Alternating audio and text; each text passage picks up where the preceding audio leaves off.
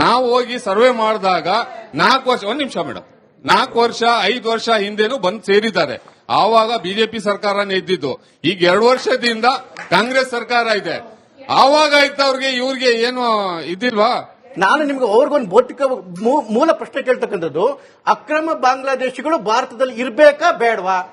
ಬೇಡ ತಾನೆ. ಇದು ಎಲ್ಲರ ಜವಾಬ್ದಾರಿ. ಅಸ್ಸಾಂನಲ್ಲೂ ಕೂಡ ಇವಾಗ 40%. ಪ್ಲೀಸ್ ಮತ್ತೆ ಪ್ರಶ್ನೆ ಕೇಳಬೇಡಿ. ಹಾಗಾಗಿ ಅಕ್ರಮ ಬಾಂಗ್ಲಾ ನಿವಾಸಿಗಳು ಬಂದಿರ್ತಕ್ಕಂಥ ನಮ್ಮನ್ನ ಕಿತ್ಕೊಂತಾ ಇದಾರೆ. ನಮ್ಮ ಭಾರತದ ಮುಸಲ್ಮಾನರ ಅನ್ನಗಳು ಕಿತ್ಕೊಂತಾ ಇದ್ದಾರೆ. ಕೇವಲ ಹಿಂದೂಗಳನ್ನ ಕಿತ್ಕೊಂತಾ ಇಲ್ಲ, ನಿಮ್ಮನ್ನು ಕಿತ್ಕೊಂತಾ ಇದ್ದಾರೆ. ಹಾಗಾಗಿ ಈ ದೇಶಕ್ಕೆ ಯಾರ್ಯಾರು ಅಕ್ರಮವಾಗಿ ನುಸುಳು ಬಂದಿದ್ದಾರೆ, ಪಾಕಿಸ್ತಾನ ಇರ್ಬೋದು, ರೋಹಿಂಗ್ಯಾ ಇರ್ಬೋದು, ಬಾಂಗ್ಲಾದೇಶಗಳದು, ಯಾರೇ ಅಕ್ರಮವಾಸಿಗಳಾಗ್ಲಿ, ಇಲ್ಲಿ ಪಕ್ಷ ಭೇದವನ್ನ ಬರುತ್ತೋ, ಎಲ್ಲ ಭೇದವನ್ನ ಬರುತ್ತೋ, ಧರ್ಮ ಭೇದವನ್ನ ಬರುತ್ತೋ, ಮೊದಲು ಅವ್ರಿಗೆ ಆಚೆ ಕಡೆಗೆ ಹಾಕ್ಬೇಕು. ಅಸ್ಸಾಮಲ್ಲಿ ಅದೇ ನಡೀತಾ ಇದೆ. SIR ಅದರಲ್ಲಿ ಅಸ್ಸಾಮಿ ಮುಸ್ಲಿಮ್ಸ್ ಇದ್ದಾರೆ, ಅಲ್ಲಿ ಮೂಲ ನಿವಾಸಿಗಳು, ಮತ್ತೆ ಮಿಯಾ ಮುಸ್ಲಿಮ್ಸ್ ಅಂತೇಳಿ ಬಂಗಾಳಿಗಳಿದ್ದಾರೆ. ಎಲ್ಲ ಅಸ್ಸಾಮಿ ಮುಸ್ಲಿಮರು ಸೇರಿ ಈ ಮಿಯಾ ಮುಸಲ್ಮಾನರನ್ನ ಆಚೆ ಕಡೆ ಕಳಿಸಬೇಕು ಅಂತೇಳಿ ಎಲ್ಲ ಒಟ್ಟಾಗಿದ್ದಾರೆ. ನಮ್ಮಲ್ಲಿ ಯಾಕೆ ಒಟ್ಟಾಗ್ತಿಲ್ಲ ನೀವು? ಸೊ ಪ್ರಶ್ನೆ ಅಂತಕ್ಕಂಥದ್ದು ಯಾರೇ ಆಗಲಿ, ಮತ್ತೆ ಎಸ್ ಸರ್, ಒಂದು ನಿಮಿಷ ಆನ್ಸರ್ ಸರ್. ಅಕ್ರಮ ಬಾಂಗ್ಲಾ ನಿವಾಸಿಗಳಾಗ್ಲಿ ಅಥವಾ ಅಕ್ರಮ ಯಾವುದೇ ದೇಶದ ನಿವಾಸಿಗಳಾಗ್ಲಿ, ಅವ್ರನ್ನ ಆಚೆ ಕಡೆ ಕಳಿಸೋದಕ್ಕೆ ಇರ್ತಕ್ಕಂಥದ್ದು ಎರಡು ಮೈನು. ಒಂದು SIR, ಮತ್ತೊಂದು NRC. NRC ಒಳಗಡೆಗೆ ಯಾವುದೇ ಮುಸಲ್ಮಾನರು ಹೋಗೋದಿಲ್ಲ. ಆಚೆ ಕಡೆಗೆ ಬಂದವರು ಡಾಕ್ಯುಮೆಂಟ್ ಇಲ್ಲ ಅಂದ್ರೆ ಮಾತ್ರ ಹೋಗ್ತಾರೆ. SIR ಅಲ್ಲೂ ಅಷ್ಟೇನೆ. ಇವತ್ತು ಆಲ್ಮೋಸ್ಟ್ 1.25 ಕೋಟಿ ಓಟ್ಗಳು ಹೋಗಿದೆಯಲ್ಲ, ಒಬ್ಬ ಭಾರತದ ಮುಸಲ್ಮಾನರ ಓಟ್ಗಳು ಹೋಗಿಲ್ಲ. Not even single. ಅದು ಪಶ್ಚಿಮ ಬಂಗಾಳದಲ್ಲಾಗ್ಲಿ, ಬಿಹಾರಲ್ಲಾಗ್ಲಿ, ಈಗ ಉತ್ತರ ಪ್ರದೇಶ 4 ಕೋಟಿ ಹೋಗ್ತಾ ಇದೆ. ಅದ್ರ ಅರ್ಥ ಯಾರು ನಮ್ಮವರಲ್ಲ, ಅವ್ರು ಹೋಗ್ಲಿ ಬಿಡಿ. ನೀವೇ ಸಮರ್ಥನೆ ಮಾಡ್ಕೊಂತೀರಿ ಅವ್ರಿಗೆ. ಸರ್ ಪ್ರಶ್ನೆ ಇದೆ ನಂದೊಂದು ಬಿಜೆಪಿ ಅವರಿಗೆ. ಹೇಳಿ ಮೇಡಮ್. ನಮಸ್ಕಾರ ಸರ್. ಸರ್ ಅಲ್ಲಿ ಕೋಗಿಲೆಯಲ್ಲಿ ಅಬ್ದುಲ್ಲಾ, ಸುಲೈಮಾನ್, ಇಬ್ರಾಹಿಂ ಇಂತಹ ಹೆಸರುಗಳ ಮುಸ್ಲಿಮ್ಸ್ ಹೆಸರು ಬಂದಿರೋದಕ್ಕೆ ಅವರು ಬಾಂಗ್ಲಾದೇಶದವರಾದ್ರ, ಮತ್ತೆ ಈ 2.5 ವರ್ಷದ ಒಳಗೆ ಅವರು ಬಂದಿರೋದಲ್ಲ, ಅದಕ್ಕಿಂತ ಮುಂಚೆ ಹೋಗಿದ್ರು. ನಿಮ್ಮ ಬಿಜೆಪಿ ಅವರು ಅಲ್ಲಿ ಬುದ್ಧಿವಂತ ಬಿಜೆಪಿ ಅವರು ಅಲ್ಲಿ ಹೋಗಿ ವೋಟ್ ಕೇಳಿದ್ದಾರೆ. ಅವಾಗ ಅವರಿಗೆ ಬೇಸಿಕ್ ನಾಲೆಡ್ಜ್ ಇಲ್ಲ. ನಾವು ಇವರು ಏನು ಬಾಂಗ್ಲಾದೇಶದವರು, ನಾವು ಇಲ್ಲಿ ಮೂಲ ನಿವಾಸಿಗಳಲ್ಲ, ಇಲ್ಲಿಂದ ಹೋಗಿ ಅವ್ರ ಹತ್ರ ನಾವು ವೋಟ್ ಕೇಳ್ತಿದೀವಿ ಅಂತ ಹೇಳ್ಬಿಟ್ಟು ಹೇಗಾದ್ರೂ ಆಗ್ಲಿ ಎಲೆಕ್ಷನ್ ಮುಗಿಲಿ ಅಂತ. ಈಗ ಅವರು ಕಾಂಗ್ರೆಸ್ ಗೆದ್ದಿರೋದಕ್ಕೆ ಅವರು ಬೇರೆ ಕಡೆ ಅವರು ಇಲ್ಲ ಅಂದ್ರೆ ಅವರು ಮೂಲ ನಿವಾಸಿಗಳ. ಒಳ್ಳೆ ಪ್ರಶ್ನೆ ಇಟ್ಟಾಯಿ. ಅಲ್ಲಿ ಒಟ್ಟು 187 ಮನೆಗಳನ್ನ ಹೊಡೆದಿದೆ. ಆ 187 ಮನೆಗಳಲ್ಲಿ ಕೇವಲ 26 ಮಾತ್ರ ಸಕ್ರಮ ನಿವಾಸಿಗಳು ಅಂತೇಳಿ ನಾನು ಹೇಳಿದ್ದಲ್ಲ, ಕೃಷ್ಣ ಬೈರೇಗೌಡರು ಮಿನಿಸ್ಟ್ರು, ಅಲ್ಲಿನ MLA ಹೇಳಿದ್ದು. ಕೇವಲ 26 ಮಾತ್ರ ಸಕ್ರಮ ಅಂದ್ರೆ ಮಿಕ್ಕಿದವರೆಲ್ಲ ಏನಾದ್ರು ಅಕ್ರಮನೇ ತಾನೆ.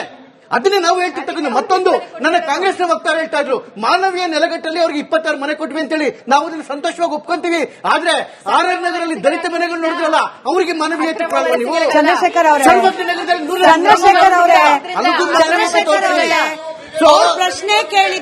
ಪ್ರಶ್ನೆ ಕೇಳಿದ್ದು ಅದಲ್ಲ.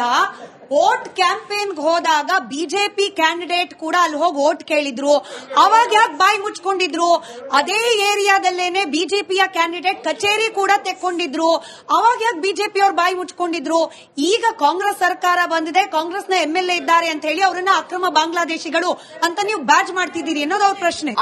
ಅಲ್ಲಿ ಅಕ್ರಮವಾಗಿ ಮನೆಗಳನ್ನ ಹೊಡೆದಿದ್ದಾರೆ ಅಂತೇಳಿ ಶುರು ಮಾಡಿದ್ದು ನಾವಲ್ಲ, ಇವರ ಪಾರ್ಟ್ನರ್ ಕಮ್ಯುನಿಸ್ಟ್ ಪಿನರಾಯಿ ವಿಜಯನ್ ಶುರು ಮಾಡಿದ್ದು. ಪಿನರಾಯಿ ವಿಜಯನ್ ಶುರು ಮಾಡಿದ್ದಕ್ಕೆ ಕಾಂಗ್ರೆಸ್ ದೇಶದ ಎಲ್ಲಾ ಕಡೆಗೂ, ರಾಜ್ಯದ ಎಲ್ಲಾ ಕಡೆಗೂ ಅಕ್ರಮ ನಿವಾಸಿಗಳ ಮರೆಯೋದು ಹಕ್ಕು, ಹೊಡಿಲೇಬೇಕು. ಬ್ಯಾಂಗ್ಳೂರ್ ಜಾಗ್ರಫಿ ಬಗ್ಗೆ ಗೊತ್ತಿದೆ ಅನ್ಸ್ತಾ ಇದೆ.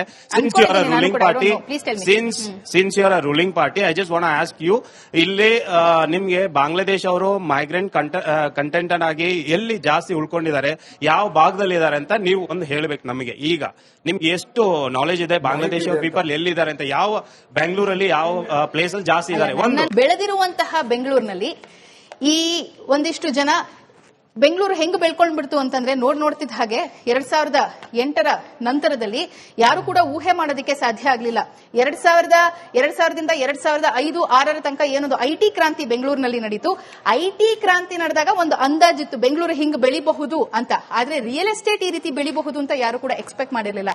ಔಟರ್ ಸರ್ಕಲ್ ಆಫ್ ಬ್ಯಾಂಗ್ಳೂರ್ ಅಂತ ನಾವೇನ್ ಕರಿತೀವಿ, ಇವತ್ತಿಗೂ ಕೂಡ ಆನೆಕಲ್ನಲ್ಲಿ ಪಾಕೆಟ್ಸ್ ನಲ್ಲಿ ಎಷ್ಟು ಜನ ಇದ್ದಾರೆ ಅನ್ನೋದನ್ನ ಸರ್ಕಾರದಿಂದ ನಾನು ಎಸ್ಪೆಷಲಿ ಈ ಒಂದು ಇಶ್ಯೂ ಶುರುವಾದ ನಂತರದಲ್ಲಿ ಮಾಹಿತಿಗಳನ್ನ ಕಲೆ ಹಾಕ ಹಾಕೋದಕ್ಕೆ ಶುರು ಮಾಡಿದಾಗ ನನಗೆ ಆಶ್ಚರ್ಯ ಆಯ್ತು, ಶಾಕ್ ಆಯ್ತು. ಹೌದಾ, ಈ ರೀತಿ ಪಾಕೆಟ್ಸ್ ನಲ್ಲಿ ಇಷ್ಟೆಲ್ಲ ವರ್ಷಗಳಿಂದ ಇದ್ದಾರೆ. ಎಷ್ಟೋ ಬಾರಿ ಅಧಿಕಾರಿಗಳು ಕೂಡ ನಮಗೆ ಮಾಹಿತಿ ಕೊಡುವಂತಹ ಕೊರತೆ ನಡೆದಿರುವಂತದ್ದು ಉದಾಹರಣೆಗಳಿದೆ. ಅಂಡ್ ನಾವು ಈ ಕೋಲಾರದ ಬಾರ್ಡರ್ ಅಲ್ಲಿ ನಾನೇನ್ ಹೇಳ್ತೀನಿ, ನನ್ನ ಮೂಲ ಊರು ಕೋಲಾರ. ಸೊ ಇಲ್ಲ KGF ಅಲ್ಲ, ಈ ಬಾರ್ಡರ್ ನಲ್ಲಿ ಏನಿದೆ ಬೆಂಗಳೂರಿನಿಂದ ಕೋಲಾರಕ್ಕೆ ಕನೆಕ್ಟ್ ಆಗುವಂತಹ ಏರಿಯಾ ಏನಿದೆ, ಹೊಸಕೋಟೆ ನಾವು ಆಕ್ಚುಲಿ ಅನ್ಕೊಂಡಿದ್ವಿ ರೈತರ ನಾಡು, ಅಲ್ಲಿ ಕೇವಲ ಹೂವುಗಳು ಮತ್ತು ತರಕಾರಿಗಳು ಬೆಳೆಯುವಂತ ನಾಡು ಅಂತ. ಆದ್ರೆ ಆ ಬಾರ್ಡರ್ ನಲ್ಲಿ ಎಷ್ಟೋ ಜನ ಅಕ್ರಮ ವಲಸಿಗರು ಇವತ್ತಿನ ದಿನ ಇರುವಂತದ್ದು. ಈ ಬಾರಿ ಅಂಡ್ ಆಕ್ಷನ್ ಏನ್ ತಗೊಂಡಿದೀವಿ ಅಂತ ನಾವು ಆಲ್ರೆಡಿ ಕೋಗಿಲುವಿಂದ ಶುರು ಮಾಡಿದೀವಿ, ನಿಮ್ಗೆ ತೋರಿಸ್ಕೊಟ್ಟಿದೀವಿ. ನಾವ್ ಅದನ್ನೇನು ಮುಖತಃ ನಾವು ಮೌಖಿಕವಾಗಿ ನಾವು ಅದನ್ನ ಹೇಳಬೇಕಾಗಿಲ್ಲ. ಒಂದ್ ನಿಮಿಷ ಇರಿ, ಮೌಖಿಕವಾಗಿ ನಾವು ಅದನ್ನ ಹೇಳಬೇಕಾಗಿಲ್ಲ. ಇವತ್ತಿನ ದಿನ 26 ಜನಕ್ಕೆ ಮನೆ ಕೊಟ್ಟಿದ್ದು ಮಾತ್ರ ಇವತ್ತಿನ ದಿನ ಜನಕ್ಕೆ ಕಂಡು ಬಿದ್ದಿದೆ. ಆದ್ರೆ ಅಲ್ಲಿರುವಂತಹ ಅಕ್ರಮ ವಲಸಿಗರನ್ನ ನೆಲಸಮಗೊಳಿಸಿದಂತಹ ಮತ್ತು ಈ ಒಂದು ವಿಚಾರವನ್ನ ರಾಷ್ಟ್ರ ಮಟ್ಟದಲ್ಲಿ ಅಂತಾರಾಷ್ಟ್ರೀಯ ಮಟ್ಟದಲ್ಲಿ ಸುದ್ದಿ ಆಗೋ ತರ ಮಾಡಿದ್ದನ್ನ ಸರ್ಕಾರದ ವಿಚಾರವನ್ನು ಕೂಡ ನಾಗರಿಕರು ಮತ್ತು ಮಾಧ್ಯಮ ಶ್ಲಾಘಿಸಬೇಕಾಗಿರುವಂತಹ ಅನಿವಾರ್ಯತೆ ಇವತ್ತಿನ ದಿನ ಇದೆ. ನಾವು ಡಿಗ್ರಿ ಪಾಸ್ ಆದ್ಮೇಲೆ ಉದ್ಯೋಗ ಹುಡುಕಕ್ಕೆ ನಮಗೆ ಭಯ ಆಗ್ತದೆ. ಯಾಕಂದ್ರೆ ಬಾಂಗ್ಲಾದೇಶದಿಂದ ಬಂದವರಿಗೆ ಈಸಿಯಾಗಿ ಉದ್ಯೋಗ ಸಿಗ್ತಾ ಇದೆ, ಲೈಸೆನ್ಸ್ ಸಿಗ್ತಾ ಇದೆ. ಇರಿ ಪಾಪ ಇರಿ, ಅವ್ರವ್ರ ಕಳವಳ ವ್ಯಕ್ತಪಡಿಸ್ತಾ ಇದ್ದಾರೆ. ಬಾಂಗ್ಲಾದೇಶಿಗರಿಗೆ ನಮ್ಮ ಮಕ್ಕಳಿಗೆ ಎಷ್ಟು ಸಿಗತ್ತೆ ನಿಮಗೂ ಗೊತ್ತಿದೆ. ತನ್ನ ಕಳವಳ ವ್ಯಕ್ತಪಡಿಸ್ತಾ ಇದ್ದಾರೆ. ತಿಂಗಳಾನ್ಗಟ್ಲೆ ಓಡಾಡಿ ಲೈಸೆನ್ಸ್ ತಗೊಳ್ಳೋದು ಅವ್ರಿಗೆ ಫ್ರೀ ಲೈಸೆನ್ಸ್ ಹೇಗೆ ಸಿಗ್ತಾ ಇದೆ? ನೀವು ಇದ್ರ ಮೇಲೆ ಕೈಗೊಳ್ತಾ ಇದ್ದೀರಾ? BA ಓದ್ತಾ ಇದ್ದೀನಿ ಅಂತ ಹೇಳಿದ್ರಿ, ಯಾವ ಕಾಂಬಿನೇಷನ್ ಮೇಡಮ್? ಉತ್ತರ ಬಿಟ್ಬಿಡಿ ಮೇಡಮ್. ಸೈಕಾಲಜಿ ಜರ್ನಲಿಸಂ ಆಯ್ತಾ. ಬಹುಶಃ ನೀವೇನಾದ್ರೂ ಅದರ ಜೊತೆ ಜರ್ನಲಿಸಂ ಅಲ್ಲಿ ಬಹುಶಃ ಇವತ್ತಿನ ದಿನ BA ದಲ್ಲಿ ಪಾಲಿಟಿ ಅನ್ನುವಂತ ಸಬ್ಜೆಕ್ಟ್ ಯಾವ್ದೋ ಒಂದು ಸೆಮಿಸ್ಟರ್ ಅಲ್ಲಿ ಇಂಟ್ರೊಡ್ಯೂಸ್ ಮಾಡಿರ್ತಾರೆ ಅಂತ ಅನ್ಕೊಂಡಿರ್ತೀನಿ. ಅಕಸ್ಮಾತ್ ಮಾಡಿಲ್ಲ ಅಂತಂದ್ರೆ ದಯಮಾಡಿ ಲಕ್ಷ್ಮೀಕಾಂತ್ ಪಾಲಿಟಿ ಬುಕ್ ನ ತಾವು ರೆಫರ್ ಮಾಡಬೇಕು ಅಂತ ನಾನು ಕೇಳ್ಕೊತೀನಿ. ನಾನು ಇದನ್ನ ಹಂಗಿಸಿ ಟೀಕಿಸಿ ನಾನು ಮಾತಾಡ್ತಾ ಇಲ್ಲ, ನಿಮ್ಮ ಒಂದು ಜ್ಞಾನ ವೃದ್ಧಿ ಆಗ್ಲಿ ಅನ್ನೋದಕ್ಕೋಸ್ಕರ ನಾನು ಮಾತಾಡ್ತಾ ಇದ್ದೀನಿ. ಇವತ್ತಿನ ದಿನ ನಮ್ಮ ರಾಜ್ಯದಲ್ಲಿ ಮತ್ತು ದೇಶದಲ್ಲಿ ಯಾವಾಗಿಂದ ಸಂವಿಧಾನ ಸ್ಥಾಪನೆ ಆಗಿದೆ, ರಿಪಬ್ಲಿಕ್ ಕನ್ನಡ ಇನ್ವೆಸ್ಟಿಗೇಷನ್ ಮಾಡಿದಾಗ 22,000 ರಿಂದ 25,000 ರೂಪಾಯಿ ಸಂಬಳ ಸಿಗ್ತಾ ಇದೆ. ಆಟೋ ಓಡಿಸ್ಲಿಕ್ಕೆ ಲೈಸೆನ್ಸ್ ಸಿಗ್ತಾ ಇದೆ. ಆಯ್ತು, ಆಧಾರ್ ಕಾರ್ಡ್ ಏನೋ ಡ್ಯೂಪ್ಲಿಕೇಶನ್ ಸರಿ. ಈ ಸಂಬಳ ತಗೊಂಡು ಕೆಲಸ ಮಾಡೋ ವರ್ಗ ಸಪರೇಟ್ ಆಗಿ ಒಂದು ಕ್ರಿಯೇಟ್ ಆಗ್ಬಿಟ್ರೆ ನಮ್ಮ ಜನರ ಉದ್ಯೋಗ ಅವಕಾಶ ತಪ್ಪು ಹೋಗುತ್ತೆ. ಇದ್ರ ಬಗ್ಗೆ ಕೂಡ ಅತ್ಯಂತ ಗಂಭೀರವಾಗಿ ಯೋಚನೆ ಮಾಡಲೇಬೇಕು. ಇದನ್ನ ತಡೆಗಟ್ಟೋ ರೆಸ್ಪಾನ್ಸಿಬಿಲಿಟಿ ಯಾರ್ದು? ಮೊದಲನೇದಾಗಿ ನೋಡಿ, law and order is a state subject, land is a state subject. ಆಮೇಲೆ ಡೊಮಿಸೈಲ್ ಸರ್ಟಿಫಿಕೇಟ್ ಕೊಡುವಂಥದ್ದು, ಡ್ರೈವಿಂಗ್ ಲೈಸೆನ್ಸ್ ಕೊಡುವಂಥದ್ದು, which are the basis for Aadhaar are all come under the state jurisdiction. So ಈಗ ಈ ರಾಜ್ಯ ಆ ರಾಜ್ಯ ಅಂತಲ್ಲ, ಎಲ್ಲ ರಾಜ್ಯಗಳೂನು. ಈಗ ನಾವೇ ನೋಡಿದ್ವಿ ಡಿಸೆಂಬರ್ ನಲ್ಲಿ Calcutta high court has reprimanded Mamata Banerjee government that land ನೀವು ಅಕ್ವೈರ್ ಮಾಡಿ ಫೆನ್ಸಿಂಗ್ ಗೋಸ್ಕರ BSF ಕೊಡ್ತಾ ಇಲ್ಲ, ಅಲ್ಟಿಮೇಟಮ್ ಕೊಟ್ಟಿದ್ದಾರೆ, ಹೈಲಿ ರಿಪ್ರಿಮ್ಯಾಂಡ್ ಮಾಡಿದ್ದಾರೆ. ನಾವು ತುಂಬಾ ಸುಲಭವಾಗಿ ಇಲ್ಲ ಅದೆಲ್ಲ ಒಬ್ಬರದೇ ಜವಾಬ್ದಾರಿ ಅಂತ ಹಾಕಬಾರದು. ಯಾಕಂದ್ರೆ ಕೋರ್ಟ್ಗಳು ಹೇಳಿದಾವೆ, high court it is a very grave national security situation ಅಂತ. ಬೇಕಾದ್ರೆ ಜಡ್ಜ್ಮೆಂಟ್ ಓದ್ ತೋರಿಸ್ಬಿಡ್ತೀನಿ ನಾನು ಬೇಕಾದ್ರೆ, ಆಯ್ತಾ. ಇದು ಒಂದ್ ಭಾಗ. ಅಂದ್ರೆ ಈಗ ನೋಡಿ, ಡೊಮಿಸೈಲ್ ಸರ್ಟಿಫಿಕೇಟ್ ಸಿಕ್ಕು, ಲೈಸೆನ್ಸ್ ಸಿಕ್ಕು, ಆಧಾರ್ ಆದ್ಮೇಲೆ ಈಗ ಒಬ್ಬ ಎಂಪ್ಲಾಯರ್ ಏನ್ ನೋಡ್ತಾರೆ ಮೇಡಮ್, ಇಷ್ಟಿದ್ಮೇಲೆ ದಿ ಗವರ್ನಮೆಂಟ್ ಆಗಲ್ಲ, ಇಷ್ಟಿದ್ಮೇಲೆ ಕೆಲಸ ಕೊಡ್ತಾರೆ. ಆದ್ರಿಂದ ಎಲ್ಲಿ ನಾವು ಅದನ್ನ ನೋಡ್ಬೇಕು, ಅವಾಗ್ಲೇ ಫಾರೂಕ್ ಸಾಹೇಬ್ರು ಹೇಳಿದ್ರು ಏನು ಅಂತಂದ್ರೆ, ಕರಪ್ಷನ್ ಇಲ್ಲದೆ ಇದ್ದಂಗೆನೆ ನಾವು ಗಮನ ಕೊಟ್ಟು ರೆವೆನ್ಯೂ ಇನ್ಸ್ಪೆಕ್ಟರ್ಸ್ ಇರಬಹುದು, ರೆವೆನ್ಯೂ ಆಫೀಸರ್ಸ್ ಇರಬಹುದು, ಇವ್ರು ಎಲ್ಲರೂ ಗಮನ ಕೊಡಬೇಕು. ಇದು ಬರೀ ಒಬ್ಬರ ಜವಾಬ್ದಾರಿ ಅಲ್ಲ.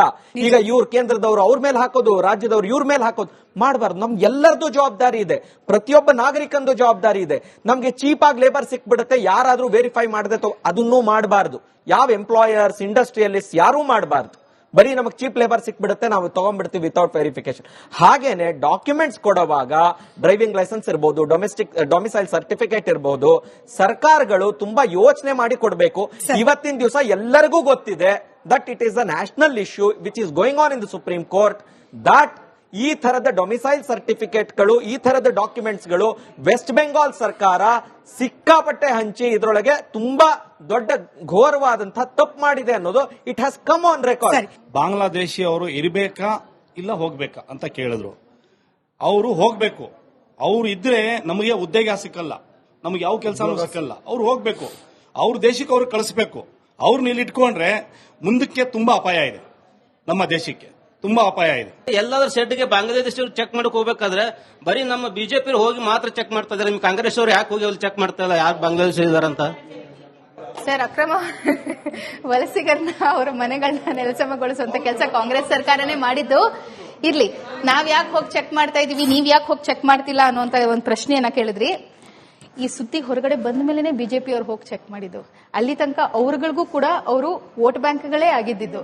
ಇದು ಯಾವಾಗ ಹೊರಗಡೆ ಬಂತು, ಪಾಕಿಸ್ತಾನದಿಂದ ಕರ್ನಾಟಕದ ವಿರುದ್ಧ ಮಾತಾಡೋದಕ್ಕೆ ಶುರು ಮಾಡಿದ್ರು, ಕೇರಳದಿಂದ ಕರ್ನಾಟಕದ ಬಗ್ಗೆ ಮಾತಾಡೋದಕ್ಕೆ ಶುರು ಮಾಡಿದ್ರು, ಅವಾಗ ಬಿಜೆಪಿ ಅವರು ಮತ್ತು ಅಪೋಸಿಷನ್ ಅವರು ಎಚ್ಚೆತ್ಕೊಂಡು ಇವರು ಅಕ್ರಮ ವಲಸಿಗರು ಅಂತ ಹೇಳಿದಂತದ್ದೇ ಹೊರತು ಇದಕ್ಕಿಂತ ಮುಂಚೆ ಅವರುಗಳು ಹೋಗಿ ಅಲ್ಲಿ ಪ್ರಚಾರ ನಡೆಸಿದ್ದಾರೆ, ನಮ್ಗೆ ವೋಟ್ ಕೊಡಿ ಅಂತ ಕೇಳಿದ್ದಾರೆ. ಇದೇ ಸತ್ಯ, ಇದೇ ವಾಸ್ತವ, ಅರ್ಥ ಮಾಡ್ಕೊಂಡ್ಬಿಡೋಣ ನಾವು. ಸರ್, ಬಾಂಗ್ಲಾ ನಿವಾಸಿಗಳು ಆಯುಧಗಳನ್ನು ಉಪಯೋಗಿಸ್ತಿದ್ದಾರೆ ಅಂತ ಬಂದಿದೆ. ಸೊ ಅದ್ರ ರೀಸನ್ ಏನಿದೆ ಸರ್? ಅವ್ರೇನಕ್ಕೆ ಆಯುಧಗಳನ್ನ ಬಳಸ್ತಿದ್ದಾರೆ? ನಾವು ಇನ್ವೆಸ್ಟಿಗೇಷನ್ ಮಾಡಿದಾಗ್ಲೂ ಕೂಡ ಅದೇನೋ ಸ್ನೇಕ್ ಡ್ರ್ಯಾಗನ್ ಅಂತೆ ಸರ್, ಗೊತ್ತಿಲ್ಲ. ಮಾರಕಾಸ್ತ್ರಗಳು ಸಿಕ್ಕಿದೆ, ನಿಮಗೆ ಗೊತ್ತಿರಬಹುದು, ನನಗೆ ಗೊತ್ತಿಲ್ಲ. ಬಗ್ಗೆ ಗೊತ್ತು, ನಾನು ಹೇಳಿದೆ ಡ್ರಗ್ಸ್ ಬಗ್ಗೆ ಗೊತ್ತು. ಬ್ಯಾನ್ ಆಗಿರುವ 2 ಸ್ಟ್ರೋಕ್ ಆಟೋಗಳಿದೆ. ಸೊ ಇಂಥ ವಸ್ತುಗಳನ್ನ ಬಳಕೆ ಮಾಡಿಕೊಂಡು ಅವ್ರು ಏನ್ ಮಾಡ್ತಾರೆ, ಸಮಾಜ ಉದ್ಧಾರ ಮಾಡ್ತಾರಾ, ಕಸ ಕ್ಲೀನ್ ಮಾಡ್ತಾರಾ? ನಾವ್ ಹೆಂಗ್ ಎಕ್ಸ್ಪೆಕ್ಟ್ ಮಾಡೋದು? ಅವ್ರು ಬಂದಿರೋದು ಸಿಟಿ ಕ್ಲೀನ್ ಮಾಡ್ಲಿಕ್ಕೆ ಅನ್ನೋದು ಆಕೆ ಪ್ರಶ್ನೆ ಉದ್ದೇಶ. ಮಾರಕಾಸ್ತ್ರಗಳನ್ನ ಇಟ್ಕೊಂಡು ಅವರು ನಮ್ಮ ರಾಜ್ಯವನ್ನ ಕ್ಲೀನ್ ಮಾಡ್ಲಿಕ್ಕೆ ಬಂದಿದ್ದಾರೆ ಅಂತ ಹೇಳಿ ನಂಬ್ಕೊಂಡು ಕೂರೋ ಪರಿಸ್ಥಿತಿ ಬಂದಿದ್ದಾರೆ, ದುಡ್ಡು ಮಾಡೋದಕ್ಕೆ ಬಂದಿದ್ದಾರೆ, ಡ್ರಗ್ಸ್ ಮಾರಾಟ ಮಾಡಿ ದುಡ್ಡು ಮಾಡ್ಕೊಂಡು ಅವ್ರ ದೇಶದಲ್ಲಿ ಹೋಗಿ ಒಂದು ಒಳ್ಳೆ ಒಳ್ಳೆ ಮನೆಗಳನ್ನ ಕಟ್ಕೊಂಡು ನಮ್ಮ ದೇಶದ ಪ್ರತಿಯೊಂದು ಥ್ಯಾಂಕ್ ಯು ವಿಕ್ರಮ್ ಸರ್ ಹೇಳಿದಾಗೆ, ವಿಕ್ರಮ್ ಸರ್ ಹೇಳಿದಾಗೆ ಈಗ ಕೇಂದ್ರ ಸರ್ಕಾರದ ಕೆಲಸ, ರಾಜ್ಯ ಸರ್ಕಾರದ ಕೆಲಸ, ಬಿಜೆಪಿ ಇದ್ದಾಗ ಹಂಗಾಯ್ತು, ಕಾಂಗ್ರೆಸ್ ಇದ್ದಾಗ ಹೀಗಾಯ್ತು, ಈ ಬ್ಲೇಮ್ ಗೇಮೇ ಮಾಡ್ತಾ ಇದ್ರೆ ಈಗ ಸರಿಸುಮಾರು 20 ಲಕ್ಷ ಅಫಿಷಿಯಲಿ ಇರೋ ಸಂಖ್ಯೆ, ಅಫಿಷಿಯಲಿನೇ 1 ಕೋಟಿ ಆದ್ರೂ ಕೂಡ ಅತ್ಯಂತ ಕಮ್ಮಿ ಅವಧಿಯಲ್ಲಿ ಆಶ್ಚರ್ಯ ಇಲ್ಲ. ಹೀಗಾಗಬಾರದು ಅಂದ್ರೆ ರಾಜ್ಯ ಸರ್ಕಾರ ತನ್ನ ಜವಾಬ್ದಾರಿಯನ್ನ ಅರಿತು, ಕೇಂದ್ರ ಸರ್ಕಾರ ತನ್ನ ಜವಾಬ್ದಾರಿಯನ್ನ ಗಟ್ಟಿಯಾಗಿ ಮಾಡ್ತಾ, ನಾವೆಲ್ಲರೂ ಕೂಡ ನಾಗರಿಕರಾಗಿ ನಮ್ಮ ಪ್ರಜ್ಞೆಯನ್ನ ಕೂಡ ಚುರುಕು ಮಾಡಿಕೊಳ್ಳಲೇಬೇಕಾದ ಅನಿವಾರ್ಯ ಪರಿಸ್ಥಿತಿ. ರಿಪಬ್ಲಿಕ್ ಕನ್ನಡ ಒಂದು ಜವಾಬ್ದಾರಿಯುತ ಮಾಧ್ಯಮವಾಗಿ ಬಾಂಗ್ಲಾದೇಶಿ ಅಕ್ರಮ ನಿವಾಸಿಗಳನ್ನ ಗುರುತಿಸಿ ಸರ್ಕಾರದ ಗಮನಕ್ಕೆ ತರೋ ಪ್ರಯತ್ನ ಮಾಡ್ತಾ ಇದೆ. ಸರ್ಕಾರ ಇಲ್ಲಿಂದಲೇ ಪ್ರಾರಂಭ ಮಾಡಿ ಅಕ್ರಮವಾಗಿ ಬಂದು ಇಲ್ಲಿ ನೆಲೆಸಿರುವವರನ್ನ ಅವ್ರ ದೇಶಕ್ಕೆ ವಾಪಸ್ ಕಳಿಸೋ ಕೆಲಸ ಮಾಡಲಿ ಅಂತ ಆಶಿಸ್ತಾ ಧನ್ಯವಾದ ಎಲ್ರಿಗೂ ಚರ್ಚೆಯಲ್ಲಿ ಭಾಗಿಯಾಗಿದ್ದಕ್ಕೆ. ನೋಡ್ತಾ ಇರಿ ರಿಪಬ್ಲಿಕ್ ಕನ್ನಡ, ಇದು ನಿಮ್ಮ ಧ್ವನಿ.